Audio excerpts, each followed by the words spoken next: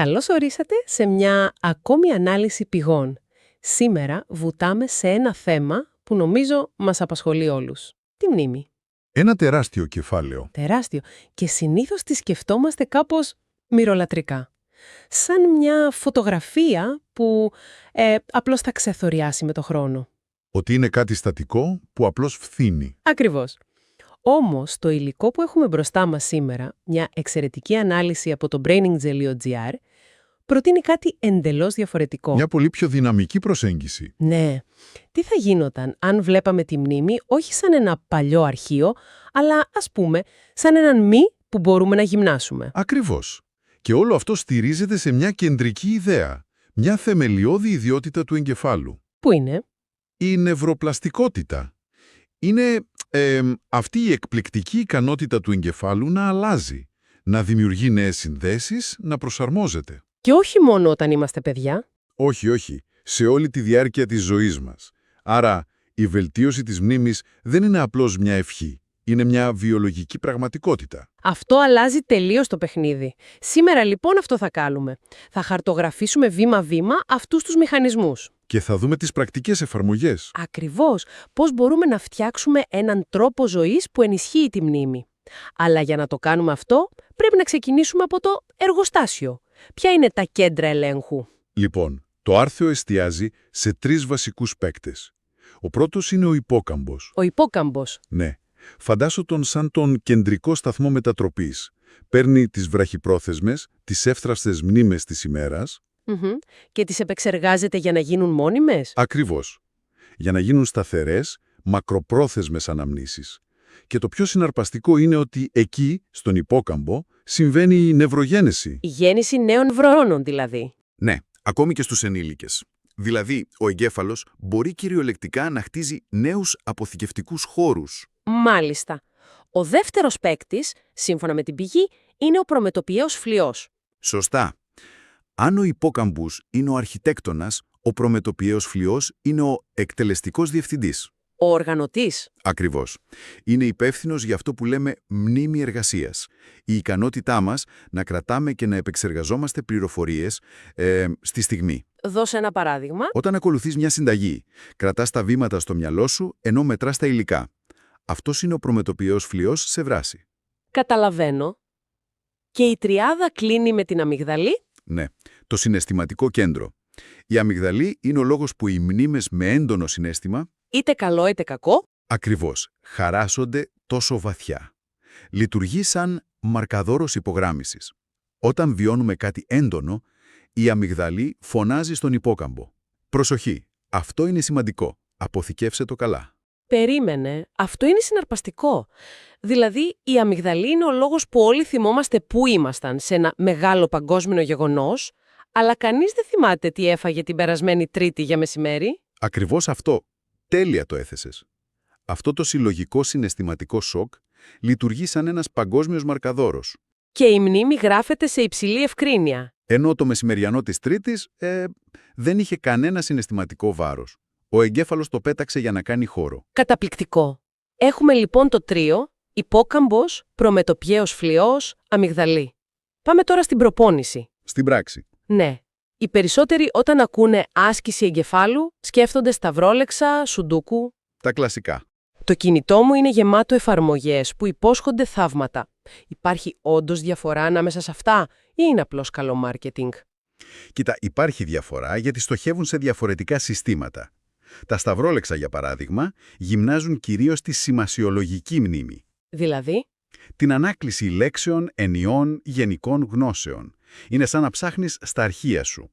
ενώ το σουντόκου. Το σουντόκου και τα παιχνίδια λογικής είναι καθαρή προπόνηση για τη μνήμη εργασίας, για τον προμετωπιαίο φλοιό. Α, γιατί κρατάς κανόνες και αριθμούς στο μυαλό σου ταυτόχρονα. Ακριβώς. Ενώ σχεδιάζεις και στρατηγική. Και τα κλασικά παιχνίδια που βρίσκεις στα ζευγάρια. Αυτά γυμνάζουν πιο άμεσα την οπτικοχωρική μνήμη. Το τι και το πού. Είναι καλά αλλά πιο στοχευμένα. Μάλιστα. Ωστόσο, το άρθρο ξεχωρίζει μία άσκηση πάνω από όλες. Τη χαρακτηρίζει βασιλιά της εγκεφαλικής γυμναστικής. Πού είναι η εκμάθηση μιας νέας γλώσσας? Γιατί είναι τόσο πιο ισχυρή από ένα σταυρόλεξο? Γιατί είναι μια ολιστική προπόνηση. Δεν είναι απλώς να θυμάσαι λέξεις. Όχι, βέβαια.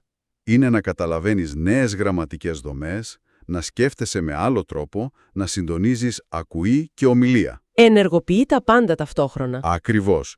Τον υπόκαμπο για τις νέες λέξεις, τον προμετωπιαίο για τους κανόνες. Και η πηγή αναφέρει ότι έρευνες έχουν δείξει μετρήσιμες αλλαγές στον εγκέφαλο. Τι είδους αλλαγές? Αύξηση της φαιάς ουσίας στον υπόκαμπο. Στην ουσία, είναι σαν να χτίζεις ένα νέο λειτουργικό σύστημα παράλληλα με το παλιό. Είναι πολύ ενδιαφέρουσα αυτή η αναλογία με την προπόνηση. Γιατί εδώ το άρθρο κάνει ένα άλμα. Προς το πού? Από τις νοητικές ασκήσεις μας πάει στις πραγματικές σωματικές. Πάντα ένιωθα πιο διαυγής μετά από ένα τρέξιμο, αλλά το απέδιδα στις ενδορφίνες. Ή στη μείωση του άγχους. Ναι, η πηγή όμως λέει ότι κυριολεκτικά έχτιζα έναν καλύτερο εγκέφαλο. Πώς γίνεται αυτό? Ο μηχανισμός είναι συναρπαστικός και έχει όνομα. BDNF. Νευροστροφικός παράγοντας εγκεφαλικής προέλευσης. Δύσκολο όνομα. Ας το πούμε απλά. Το άρθρο τον περιγράφει τέλεια. Είναι το λίπασμα για τους νευρώνες. Λίπασμα. Μου αρέσει αυτό. Όταν κάνουμε αερόβια άσκηση, τρέξιμο, κολύμπι, ο εγκέφαλος παράγει περισσότερο BDNF. Αυτή η πρωτεΐνη προστατεύει τους νευρώνες, προάγει την ανάπτυξη νέων και, το κυριότερο, δυναμώνει τις συνδέσεις μεταξύ τους. Δηλαδή όταν τρέχουμε, κυριολεκτικά ταΐζουμε τον εγκέφαλό μας. Ακριβώς. Με την ουσία που τον βοηθά να μεγαλώσει. Και αυτό είναι αποδεδειγμένο. Δεν είναι απλώς μια θεωρία. Όχι καθόλου. Η πηγή παραθέτει μια πολύ σημαντική μελέτη. Πήραν μια ομάδα ενηλίκων μεγαλύτερης ηλικίας και τους έβαλαν να κάνουν γρήγορο περπάτημα για 1 χρόνο. Και το αποτέλεσμα? Ήταν εκπληκτικό. Ο όγκος του υποκάπου τους αυξήθηκε κατά 2%. Τι λες τώρα? Περίμενε, αυτό είναι απίστευτο. Λες ότι η άσκηση μπορεί να αντιστρέψει τη φυσιολογική ηλικιακή συρρίκνωση του εγκεφάλου? Ακριβώς. Αυτό λέει η έρευνα. Σε μια από τις πιο κρίσιμες περιοχές για τη μνήμη. Εντυπωσιακό. Και δεν σταματάει εκεί. Προχωράει και σε συνδυαστικές ασκήσεις, όπως ο χορός ή οι πολεμικές τέχνες. Που έχουν διπλό ωφέλος, υποθέτω. Ακριβώς. Έχεις την αερόβια άσκηση που παράγει BDNF. Αλλά έχεις και την πρόκληση. Να θυμάσαι βήματα, κινήσεις. Ναι. Αυτός ο συνδυασμός ενεργοποιεί πολλαπλά νευρονικά δίκτυα ταυτόχρονα.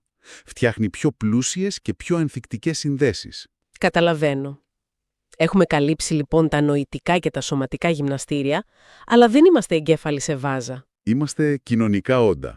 Ακριβώς. Και εδώ το άρθρο θίγει κάτι που κάνουμε όλοι καθημερινά. Τη συζήτηση. Πώς μπορεί μια απλή κουβέντα με φίλους να είναι άσκηση για τη μνήμη? Μόνο απλή δεν είναι. Στην πραγματικότητα είναι μια απίστευτα σύνθετη γνωστική διαδικασία. Για πες. Απαιτεί να εστιάσεις, να επεξεργαστείς αυτό που ακούς, να ανακαλέσεις πληροφορίες, να αποκωδικοποιήσεις τον τόνο της φωνής, τις εκφράσεις και μετά να φτιάξεις και να πεις τη δική σου απάντηση. Όλο αυτό είναι μια έντονη προπόνηση για τον προμετωπιαίο φλοιό και τα κέντρα της γλώσσας. Και υποθέτω ότι αν είναι και μια ευχάριστη, ενδιαφέρουσα συζήτηση, τότε μπαίνει στο παιχνίδι και η αμυγδαλή που λέγαμε. Ακριβώς. Συνδέεις τέλεια τα κομμάτια. Δίνει το σήμα «αυτό αξίζει να το θυμάσαι». Μπράβο. Μια ωραία συζήτηση, ένα επιτραπέζιο, μια ομαδική δραστηριότητα συνδυάζουν τη γνωστική πρόκληση με τη θετική συναισθηματική απόκριση. Και αυτό ενισχύει την παγίωση. Δραματικά. Και εδώ το άρθρο εισάγει μια πολύ ισχυρή τεχνική. Την ονομάζει «φαινόμενο της παραγωγής». Τι ακριβώς είναι αυτό? Είναι η ιδέα ότι όταν προσπαθείς να διδάξεις ή να εξηγήσεις κάτι σε κάποιον, είναι ο καλύτερος τρόπος να το εμπεδώσεις κι εσύ. Α, το κλασικό. Ναι. Γιατί αναγκάζεσαι να οργανώσεις τη σκέψη σου, να τις δομήσεις, να τις μεταδώσεις καθαρά. Αυτή η διαδικασία καλωδιώνει την ανάμνηση πολύ πιο ισχυρά. Άρα, το ρητό, ο καλύτερος τρόπος να μάθεις κάτι είναι να το διδάξεις, είναι κυριολεκτικά νευροβιολογική αλήθεια. Απόλυτος. Όλα αυτά όμως, οι ασκήσεις, η κίνηση, η κοινωνικοποίηση, μοιάζουν σαν να χτίζεις ένα σπίτι πάνω στην άμμο, αν η βάση είναι σαθρή. Σωστή παρατήρηση. Και το άρθρο αφιερώνει ένα μεγάλο μέρος σε αυτούς που αποκαλεί αφανείς ήρωες. Και ο πρώτος και πιο κρίσιμος είναι ο ύπνος. Εδώ το άρθρο είναι κατηγορηματικό. Ο ύπνος δεν είναι διαπραγματεύσιμος. Δεν είναι παθητική κατάσταση. Όχι. Κατά τη διάρκεια του, ο εγκέφαλος κάνει την εδραιώση της μνήμης. Ουσιαστικά, ξεκαθαρίζει τις πληροφορίες της ημέρας και μεταφέρει τις σημαντικές από την προσωρινή αποθήκη του υποκάμπου στη μόνιμη. Δηλαδή, αν ξενυχτήσω διαβάζοντας για μια εξέταση, είναι σαν να υπογραμμίζω όλο το βιβλίο και μετά να το πετάω στη φωτιά. Είναι η τέλεια αναλογία. Μεγάλο μέρος της προσπάθειας πάει χαμένο χωρίς τον ύπνο που θα την κλειδώσει. Σαμποτάρεις τον εαυτό σου. Εντελώς. Ο επόμενος πυλώνας είναι η διατροφή. Η πηγή εστιάζει στη μεσογειακή δίαιτα. Ωμέγα-3 λιπαρά και αντιοξυδωτικά. Ακριβώς. Τα ωμέγα-3 από τα ψάρια είναι δομικά υλικά για τους νευρώνες και τα αντιοξυδωτικά από φρούτα και λαχανικά τους προστατεύουν από τη φθορά. Και ο τελευταίος αφανής ήρωας είναι η διαχείριση του άγχους, ο διαλογισμός. Ναι, και ο μηχανισμός εδώ είναι πολύ συγκεκριμένος. Το χρόνιο στρες οδηγεί σε υπερπαραγωγή κορτιζόλης. Της ορμόνης του στρες. Και η πηγή αναφέρει ότι η κορτιζόλη σε υψηλά επίπεδα για πολύ καιρό είναι τοξική για τον υποκάμπο. Μπορεί κυριολεκτικά να τον βλάψει. Απίστευτο. Άρα το χρόνιο στρες επιτίθεται άμεσα στο ίδιο σημείο του εγκεφάλου, τον υποκάμπο, που η αερόβια άσκηση προσπαθεί να χτίσει και να μεγαλώσει. Ακριβώς. Είναι μια διαρκής μάχη μεταξύ των καλών μας συνηθιών και του στρες. Wow. Και ο διαλογισμός, μειώνοντας την κορτιζόλη, λειτουργεί σαν ασπίδα. Επιπλέον, εκπαιδεύει τον εγκέφαλο στην προσοχή, κάτι που από μόνο του αυξάνει την πυκνότητα της φαίας ουσίας. Εντάξει, αυτή ήταν μια καταιγιστική περιήγηση. Ας τα συνδέσουμε. Έχουμε τα κομμάτια: γνωστικές ασκήσεις, σωματική άσκηση, κοινωνικές επαφές, ύπνος, διατροφή, άγχος. Πώς τα συνδυάζουμε σε μια ρεαλιστική καθημερινότητα? Το άρθρο δίνει 3 βασικές αρχές. Πρώτον, ολιστική προσέγγιση. Ποικιλία. Ο συνδυασμός είναι το κλειδί. Δεύτερο, Προοδευτική αύξηση της δυσκολίας. Αν κάτι γίνει ρουτίνα, πάβει να είναι πρόκληση. Ο εγκέφαλος θέλει νέα ερεθίσματα. και τρίτον, η συνέτεια. Ακριβώς. Είναι πολύ καλύτερα 20 λεπτά κάθε μέρα παρά 3 ώρες μια φορά την εβδομάδα.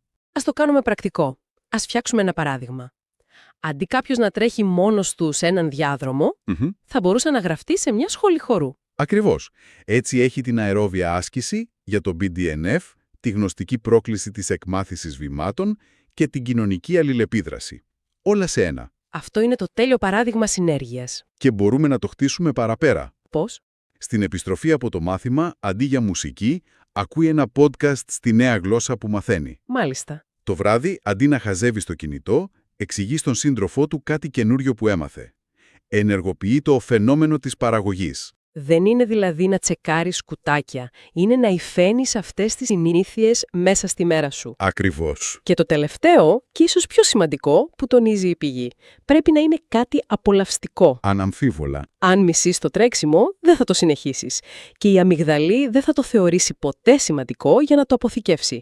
Η χαρά είναι μέρος του μηχανισμού. Ναι, η συναισθηματική εμπλοκή είναι ο καταλύτης που κάνει όλη τη διαδικασία πιο αποτελεσματική. Λοιπόν, φτάνοντας στο τέλος, το βασικό συμπέρασμα από το άρθρο του Braining.gr είναι πολύ πιο βαθύ από το «κάνε σουντοκού». Πολύ πιο βαθύ. Η μνήμη δεν είναι μια μεμονωμένη ικανότητα.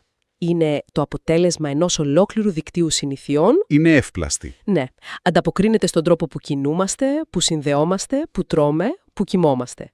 Μπορούμε ενεργά να την προστατεύσουμε και να την ενισχύσουμε, σε κάθε ηλικία. Ακριβώς. Και αυτό μας οδηγεί σε μια τελική σκέψη για προβληματισμό.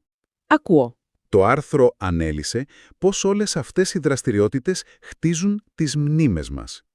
Η σκέψη λοιπόν είναι η εξής.